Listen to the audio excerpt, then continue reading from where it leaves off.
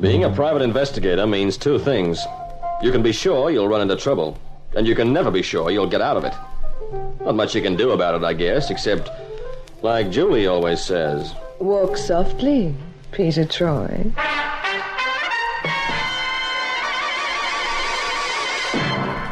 And now Peter Troy investigates the Garrulous Gal.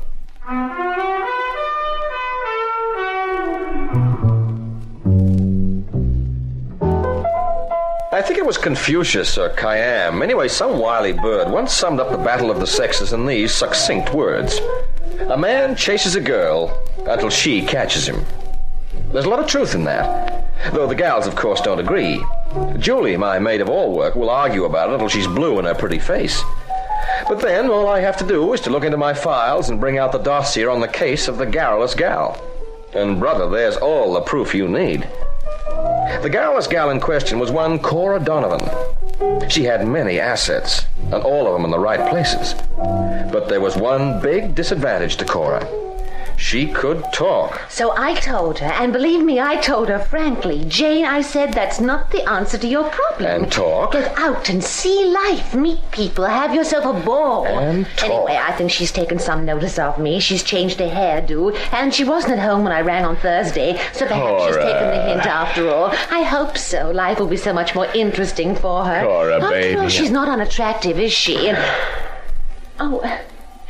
Did you say something, Martin, darling? I just wanted you to put the brakes on for 1 second. Oh, I was talking again, huh? And how? Sorry.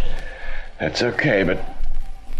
Oh, never mind. I said I'm sorry. I know. Well, it's only that I always seem to have so much news to pass on to you, darling. There's always so much to tell you. Only one way to stop you, Cora.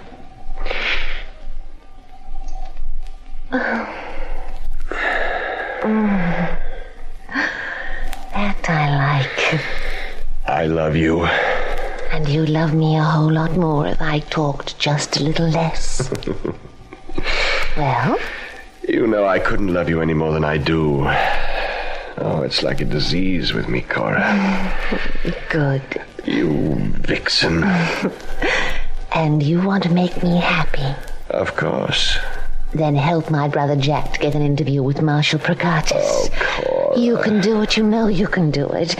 Well, he's to be your house guest. He'll be here on a state visit. And if Jack could get an exclusive interview with him, he'd get that promotion at the newspaper. Please, Martin. Oh. Please. For me.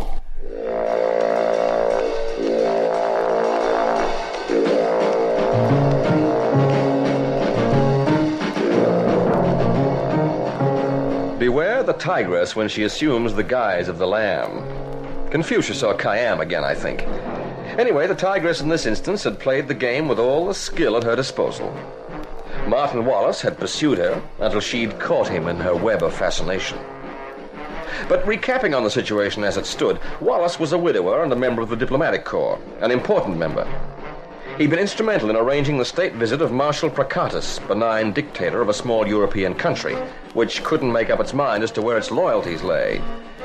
Procatus was pro-Western in sympathy, and he held sway over his ministers, some of whom had leanings in the opposite direction. Well, the spheres of higher diplomacy and international politics were completely lost on me, until I received a visit from Colonel Llewellyn from the Foreign Office. It's imperative that Marshal Procatus's visit is a success, Mr. Troy. He must be made to feel welcome. When the time comes for him to go home, he must be made to realize that he has firm friends here in this country. Is there any reason why his visit shouldn't be a success, Colonel? Yes, unfortunately there is. In the past 5 years, there have been 4 attempts on his life. The last time, the assassin's bullet lodged less than 2 inches from his heart. And you think there'll be another attempt whilst he's here in England? Well, there could be. There's more than a remote chance. You see, there are agents and sympathizers from the other side here in London. They may already have received their orders. Yeah, okay, but you'll be taking security measures. Oh, yes, of course. Well, then I don't quite understand the purpose of your visit. Ideally, we'd like Marshal Procatus to stay at some well-guarded hotel whilst he's here. But unfortunately, the Marshal's a stubborn and uncompromising man. He has a friend in the diplomatic corps called Martin Wallace. Oh, and he wants to stay with Wallace. Exactly. So? Well, Wallace is a good man, but, you repeat nothing you hear in this office, I trust? If I did, I'd be out of business, Colonel. Good. Well, Mr. Troy, Martin Wallace has become, involved, as it were. Oh, skirt trouble, huh? I beg your pardon? He's involved with a lady. Oh, yes. Seems completely infatuated by a Miss Cora Donovan. Now, he's a widower and very susceptible. Mm-hmm. Normally, Wallace is a level-headed individual, well aware of his responsibilities. But lately... Yeah, I see. The woman in question seems harmless enough, but we can take no risks. Neither can we instigate an official inquiry into her background. Well, for obvious reasons, of course. So now you can see where you fit in. Uh-huh. You want the dope on the gal. Yes. And we want her kept away from Wallace whilst the Marshal's in England. I get it. Well, in order to make the job a little easier, I'd have to have access to Wallace's house. Yes, well, we've taken that into consideration. You see, Wallace will be requiring more household staff whilst the Marshal's with him. We're planting 2 of our men as butlers, but he needs 2 more people. A chauffeur and an assistant cook. We suggest you should fill the former position. And my secretary becomes the assistant cook. Mm-hmm. Oh, she'll love that. Takes her all the time to boil an egg. Then you'll take on the assignment? Yep, we'll be there. Good, then I'll make the final arrangements. Incidentally, do I have a contact man? Oh, yes, you do. And Inspector Caswell will be in charge of the special detail bodyguard. You'll work in with him. Does Caswell know that? Yes. Well, didn't he object to working with me? Well, yes, as a matter of fact, he did. Any friction between you two? Oh, just a little. About enough to start a 4-alarm fire.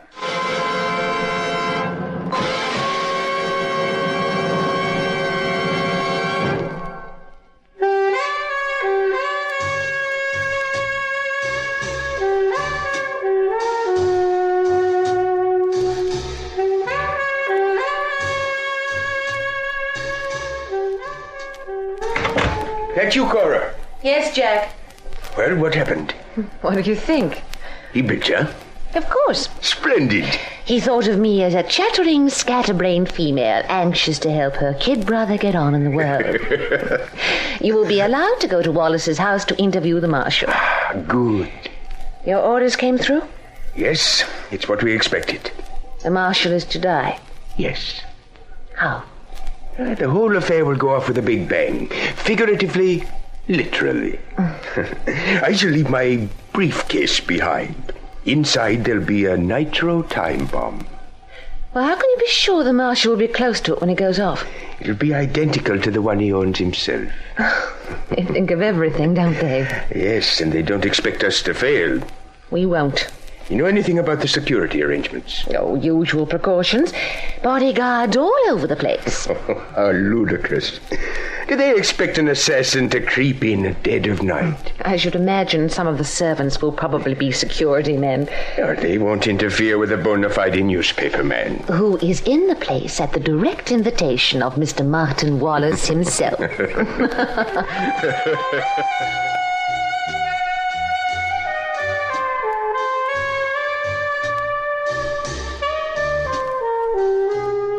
I don't like it. I don't like it one little bit. I agree. The setup is rather dicey. No, I wasn't thinking about that. I was thinking about you. Wondering whose bright idea it was to bring you in on this. They have problems with the lady, Inspector. They think of Peter Troy as being something of a specialist in these sort of cases. Personally, I think it's rather nice to be working for the government. They don't know you like I do. Jealousy will get you nowhere.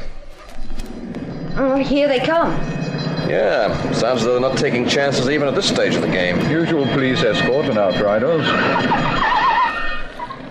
All right, you better make yourself scarce. Not me, old boy. I want to take a gander at this gal Wallace has in tow. Now, Troy, my orders, you're Inspector. incorrigible, Troy. Absolutely incorrigible. Oh, don't tease him, Pete. Things are hard enough for him as it is. Julie, our dear old chum, the inspector, takes a delight in being in a perpetual state of indignation. Well, let's take a look at the entourage out there. It's a good view from this window. Well, Wallace will be in the first car with some Foreign Office bods. Mm-hmm. And then comes Marshal Procatus in the second car, followed by Inspector Caswell's boys in the last one. Mm-hmm. Have you spotted Cora Donovan yet? Yeah, she was riding in Wallace's car. And there goes the police escort. Riding in his car. She must have the poor fool completely under her thumb. Fancy allowing her to ride in an official car during a state function. I think it's rather sweet. What? It's like declaring his love for her to the whole wide world. Oh. Well? She shouldn't be riding in official cars. It makes our jobs just that much more difficult. Huh. Who's the fella in the light grey suit beside her? He's got a press card stuck in his headband. Well, nobody told me about any newspapermen coming here. They're all coming in now anyway. I'd better get down to the kitchen. Troy, they're coming into the house now, so you'd better Inspector, clear. there's a pressman out there in Wallace's car. I wasn't told. That's all right. He's been cleared. Cora Donovan's brother. He's got special permission from Wallace to interview the marshal. Oh, has he? Well, I still... What the devil? Good grief. Somebody's trying to kill the marshal right now.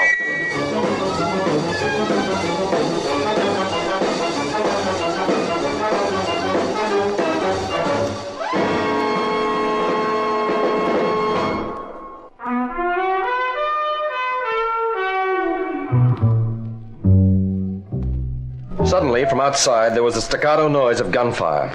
The inspector and I rushed outside, revolvers drawn. Luckily, Wallace and the marshal had already gone inside when the hidden sniper had opened up on the entourage. Security men were already converging on the spot where the marksman must have been, a vantage point close by the entrance of the driveway. As far as we could ascertain, only one person had been hit by the assassin's bullets, and that person was Jack Donovan, Cora's brother. He was helped into the house by Inspector Caswell and one of his men. Naturally, in the excitement, they forgot about searching the innocent-looking briefcase he had with him. And who could blame them? After all, someone had just tried to kill Marshal Procatus, and on English soil. Everybody was very angry about it. How's your brother now, Miss Donovan? Oh, he's fine, thank you. It was only a scratch, really, but it shook him up quite a bit. And, of course, there is the chance of blood poisoning. I think we'll get him into a doctor as soon as he's rested. Oh, shall I send for one? Oh, no. I'll have a taxi call round for him in an hour or so. But I'll tell you what you could do for me. Yes? There's some blood on his shirt. Oh, I'll sponge it off. Thank you so much. Here it is. I'll have it back inside the hour. Oh, that's very kind of you. Not at all. Terrible business, wasn't it? And to think it could happen in England. Terrible. Well, I better get back inside, I suppose. I'll collect the shirt from you later. All right. Julie? Oh, Pete, did they catch the man yet? No, he got clean away. Oh, that's bad luck. Maybe. What was that Cora Donovan gave you? Oh, her brother's shirt. Wants the blood sponged off it, that's all. No, can I see? Surely. Yeah. Find out anything about her? No. It's strange. Oh, perhaps she's in the clear. After all, it was her brother These are old blood stains on this shirt. What do you mean? Well, that bullet grazed him only a little time ago. But these are old blood stains. I don't understand. Neither do I. But I'm beginning to get that vague, uneasy feeling. Oh, there's something wrong here. I'll say there is. There's just been an attempt on the marshal's life. Has there? Pete, what's the matter with you? You saw the assassination attempt. I saw some bullets flying around, fired by a hidden marksman who must have known he was too far away to have a hope in Hades of hitting Marshal Procatus. What? Julie, I've got a horrible feeling that the whole thing was a setup. How could it be? Well, the people that are gained by the Marshal's death are specialists in the art of political murder. They don't fool around. They must have known that little fracas wouldn't work. Well, then why did they do it? No, diversionary tactics. You're just talking in riddles. Look, Julie, to all intents and purposes, there was an unsuccessful attempt to kill the Marshal, right? Right. Okay, it failed.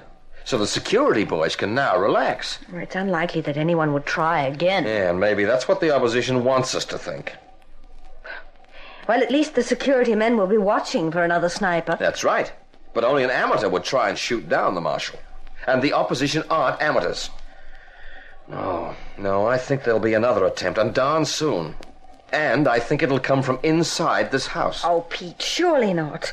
I mean, well, everyone here is above suspicion. Except Cora and Jack Donovan. But especially Jack Donovan. If he was wounded before the shooting started, and judging by those bloodstains he was, he wanted to make it look as though he was shot, in order to divert suspicion from himself.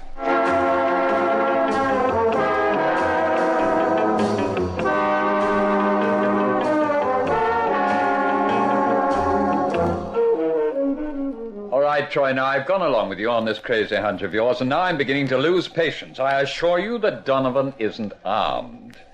He submitted to being searched quite cheerfully. We didn't even find a penknife on him. And he's here at Wallace's invitation. Yes. And he's Cora Donovan's brother. So he's exempt from suspicion, I suppose? Oh, don't make trouble, Troy. It's my middle name, remember, Inspector? Look, what do we know about the Donovans? They've been checked out very carefully, and neither of them have police records. Of course they haven't.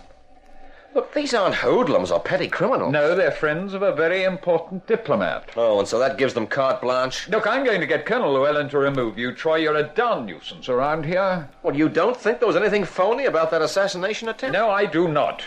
Those bullets wounded Donovan. He wasn't far behind the Marshal. Donovan wasn't hit. Oh, I suppose that graze on his arm was a figment of everyone's imagination. Inspector, did you see the wound? No. Neither did I. Well, I did see his shirt afterwards, and there were no fresh bloodstains on it. I'll bet you your pension that the wound was several hours old, Inspector. It was inflicted before he came to this house. Pete, they're gone. What? Cora and Jack Donovan just left in a taxi. Oh, She said no. she was taking him to see a doctor to get his arm dressed properly. Well, Troy? Oh, what do you mean, well, Troy? Well, it seems as though you owe some apologies round the place. Do I? Oh, well, after all, Cora and Jack Donovan can hardly be expected to make an attempt to kill the Marshal when they're no longer here, can they?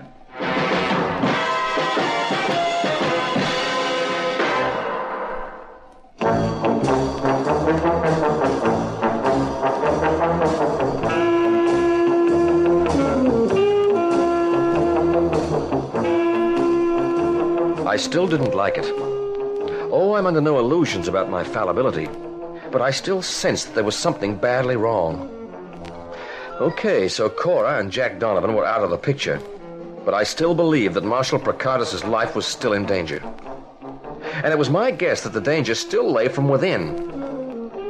Then, about half an hour after the Donovans had left, Inspector Caswell received an urgent phone call from Colonel Llewellyn, and suddenly the whole picture changed. Oh, good grief. What's the trouble, Inspector? I hate to have to say this, but there's just the possibility that you may have been right after all, Troy. How come? Colonel Llewellyn supports your theory that those sniper's bullets might just have been a diversionary tactic. Ah. The Foreign Office have just been rechecking on Jack Donovan. And? A long time ago, he was involved in some sort of political demonstration. A sympathizer with the opposition? Yeah, something like that. And he could still be involved with them? Oh, it's possible. Well, I'm not going to say I told you so. No, anyway, he's gone now. Oh, and so you think the danger's past? The Marshal's all right. For the time being. What do you mean? Donovan could have already done his dirty work. Poison? No, that's too risky. It'd have to be something more definite. Such as? A time bomb. Oh, no. It's nice and dramatic and noisy. It's just what they want. Troy. You better send somebody out after the Donovans. Llewellyn's already done that. They can't be found. 10:15. Could go off any time. What's the Marshal's routine? What are his habits? He always goes to bed early, that's no secret. Yeah, but what time? Always on the dot of 10, no matter where he is. Okay, so our friends know that he'd be in his bedroom from 10 onwards. Right, so tonight he's going to have to alter his routine. Now, you tell him... No, we can't do that. What? He mustn't know we suspect that there's going to be another attempt. Llewellyn says we're balancing on a diplomatic tightrope. Oh, for... Well, the Marshal was angry about the first attempt. If he gets to here... Jumping Jehoshaphat, Inspector. He might die. Until we know for sure, until they bring back Donovan... Donovan may never be found. I can't do a thing. Oh, okay, so we searched this house for a bomb. It could be hidden in a million places. Then we better hurry up and get started. If my hunch is right, we might only have a quarter of an hour.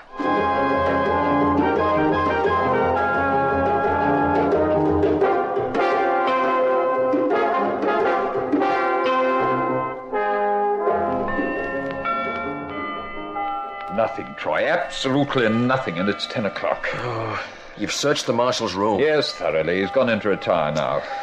A bomb must be somewhere near that bedroom. Of course, we're still not certain. Well, I am. It's a bomb, all right. Something that can become world headlines. Now, if the Marshal was poisoned, the cause of his death could be covered up. But you can't cover up an explosion. It's too messy and too noisy. Go to the devil with diplomatic tightropes. Let's tell the Marshal. Hey, wait a minute. What's that over there in the corner? Oh, the marshal's briefcase. Oh, that's all right. It's been checked. Contains nothing but papers. Yeah. Yeah, of course, a briefcase would be the ideal container for a bomb. A briefcase. I just told you. I'll swear he had his briefcase upstairs with him only 10 minutes ago. That one. Or one very much like it. Well, I assure you he doesn't have two of them. Well, he didn't have, but he may have now and not know a thing about it. What? Hold on a second. What happened to Donovan's briefcase? He had one? When he came in. One of your men who was helping him through the front door was carrying it. And Donovan didn't take it with him when he left with Cora. I watched them go. That's it, then. The bomb was in Donovan's briefcase. And it was a black one, just like that. And the marshal has it now. In his bedroom. Well, here goes for the Oh, jackpot. Pete, don't go up there. I'm the only guy around here who's not a civil servant. And someone's got to save the poor old inspector's pension now, haven't they? The rest of you better take cover, just in case. Pete, come back! Everyone, down on the floor. Pete. He's gone in. Pete.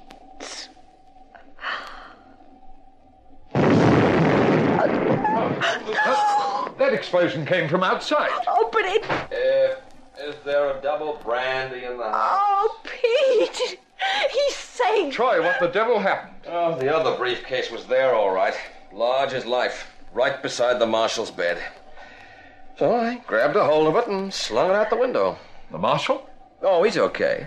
But he must have thought I was a madman. Oh, Pete, Pete. I thought... Now, everything's hunky-dory now, honey bun. You just trust to Troy's hunches in future. What on earth did the marshal say when you barged into his room? Well, I'll tell you what he didn't say. Walk softly, Peter Troy.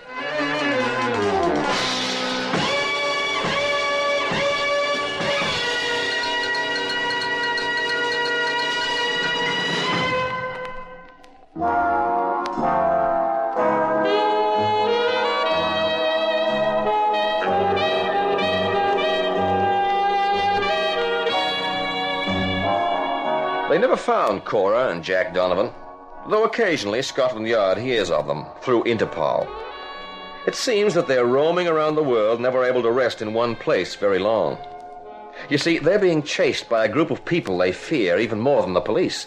A group of people who don't take kindly to having their agents make mistakes, or having assassination attempts misfire. And Martin Wallace is a much wiser gent now. He'll never again be taken in by a chattering, scatterbrained female. Not until next time, anyway. As for Marshal Procatus, it's comforting to know that he thinks well of us, or at least our country. Because I never did learn the translation of what he shouted at me as I clattered into his room.